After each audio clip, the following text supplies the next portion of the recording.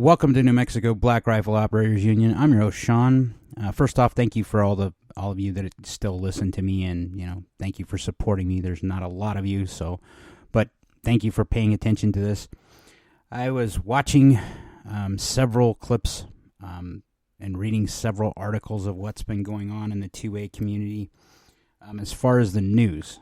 And why I was doing that is because I want you guys to still be informed of what we need to be watching out for. In Colorado, the news is not good.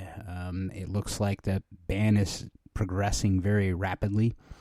It is basically a semi-automatic ban down to pistols. If you live in Colorado, I would encourage you guys to get out and fight it. That from those of us behind the blue wall, that is New Mexico, California, New York, we know what it's like. We fight all the time. Colorado is supposed to be one of those southwestern states that kind of backs the 2A. But it looks like you've been infiltrated just like we have been in New Mexico, and larger cities are dictating what rural cities can do. And if you live in a rural city, you understand exactly what I'm talking about. You are your own first responder.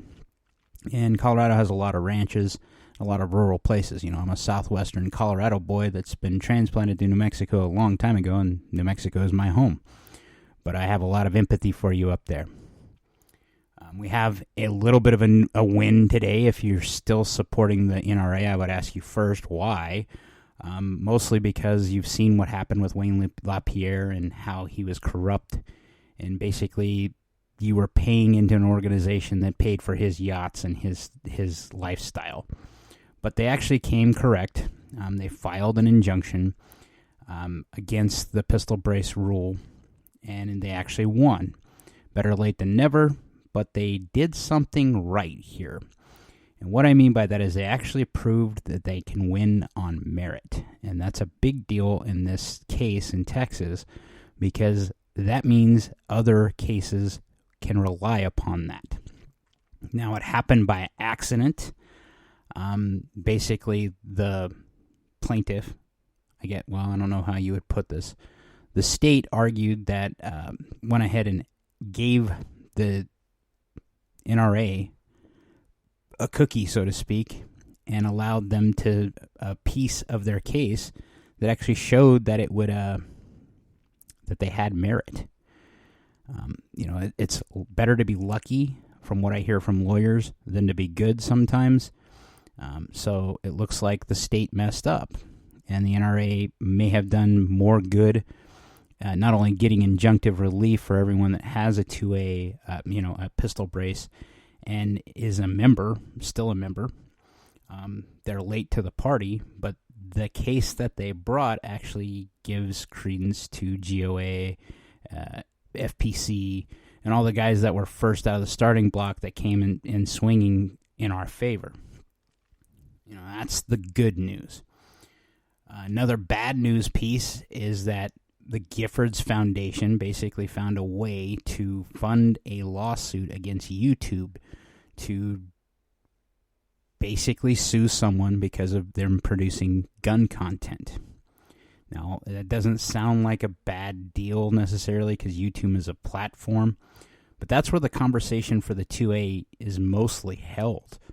That and podcasts like mine are broadcast on YouTube, as well as a lot of other streaming platforms.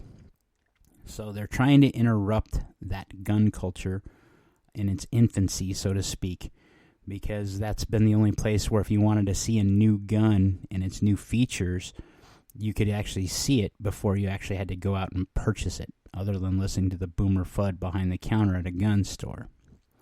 That's concerning, because if they weaponize YouTube against people like myself and Colion Noir and all the gun tuber dudes, they have basically silenced the industry. Now, it's interesting. I learned about a law that actually was put into play called it's a protection for 2A companies. And the idea here is that the federal government recognized that, meaning the DOD recognized that without gun companies being able to market their products, they're compromising security for our country, because that stifles innovation, that stifles procurement, and it causes more stumbling blocks for them. Now on to funnier things. So Paul and our Tactical. If you don't know who these guys are, watch them. They're funny. Some of the stuff that Giga does is pretty interesting. They have 2 new products that I think are kind of comical, but I kind of want one. The first one is a holster for the MP5. Just because I own an MP5 and I think it'd be kind of cool. That's one. The other one that they're releasing, and there's a series of skit videos going off on this, are Kydex holsters for Luger pistols. Now, I've recently talked to you about taking my buddy out to shoot a Luger pistol. And while I could use a Luger pistol for a concealed carry, it is the last gun in my collection I would carry for a concealed carry. Next to the cap and ball pistol, I would pick the Luger over a cap and ball pistol all day, every day. I'd carry just about anything else. And it's because of the shortcomings of the Luger. Number one would be capacity for me. Number 2 is the sighting system.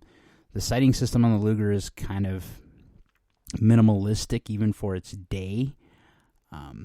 Remember, pistols in the military parlances aren't issued because they're a need. If you're clearing a house, there kind of could be, but they're a secondary weapon. Most likely you're going to be issued a primary rifle, and that's your primary weapon or tool for what you have to do in the military. Pistols are usually given to officers. People behind enemy lines are behind the lines that have to have some measure of protection. So they're not the first line and the best tool for most things. If you know anything about pistol ballistics, you know that it isn't the bullet. How do I put this?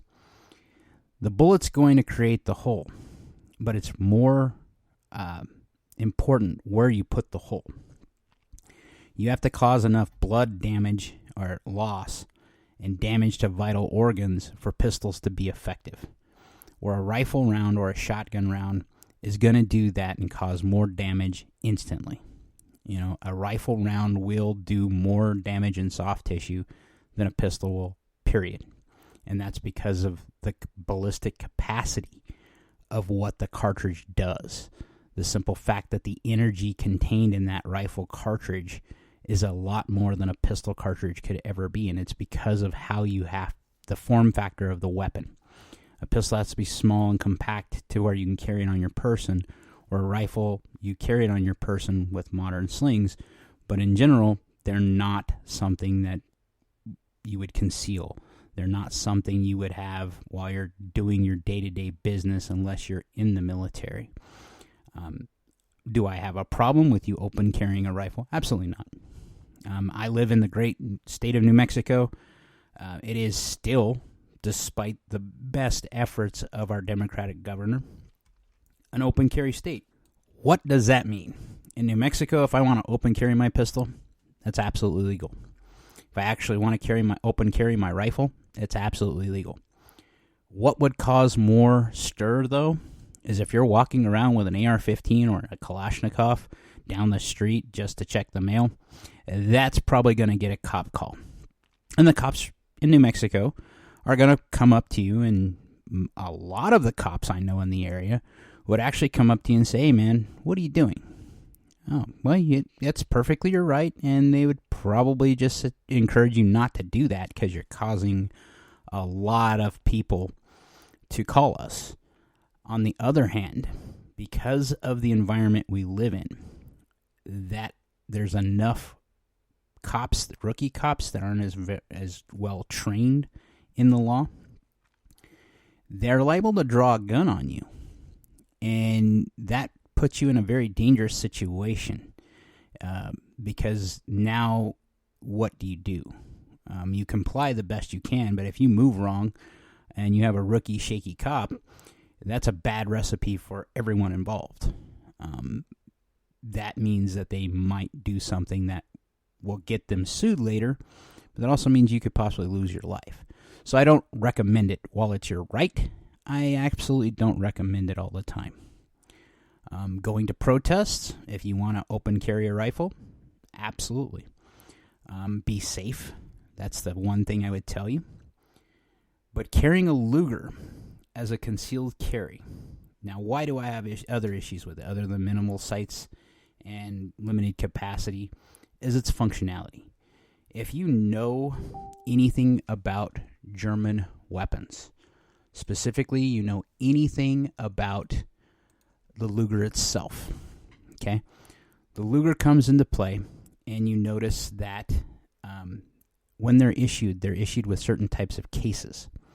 The reason why is that the Luger isn't as robust as, say, a Glock or an M&P Shield or an M&P series pistol.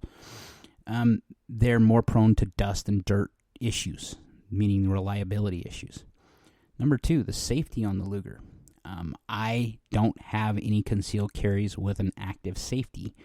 While I've trained with that with the 1911s, I personally don't like safeties on my carry guns because it's one more step to remember. And if you train to that level where you're always using a safety to disengage it, that's great. And I understand. A lot of people feel safer with a safety. I'm kind of from I think his name's Boone or Boog. My finger is my safety. I don't put my finger in the trigger guard until I'm ready to shoot. In fact, I've gotten high praise from trainers because they've watched me police my weapon, go through the training steps, and they see me usually put my trigger finger not just outside of the trigger guard.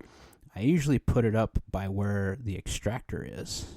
And I do that just because of those trainings that I've been to. And it's kind of if you know where the extractor is on a modern pistol or the ejection port, you know that tactile feel with your finger without looking at the gun. And that's what I trip on. What I mean I trip on is that's what I remember, is feeling that ledge right where the extractor and the ejection port is, because I know where that is on my guns. And you can't really do that with a Luger, because the Luger would, if you could do it, but you'd end up by the cocking knobs on the Luger. That's my main reason why I wouldn't use a Luger. Reasons. It's an interesting thought exercise. Could I absolutely do it? Absolutely. I would probably, if I did something like that, I'd have to get one of those Kydex holsters, because I have a remake of the original German holster. Number one, I couldn't find one still in good enough condition that I could afford. Number two, I wanted the look of what was issued when the real Luger came out. And that was more so I had read enough about the Luger to figure out that there's a reason why that holster exists. And that's what I wanted. So those are the fun stories I've seen in the 2A. Like, share, subscribe. Most importantly, be great.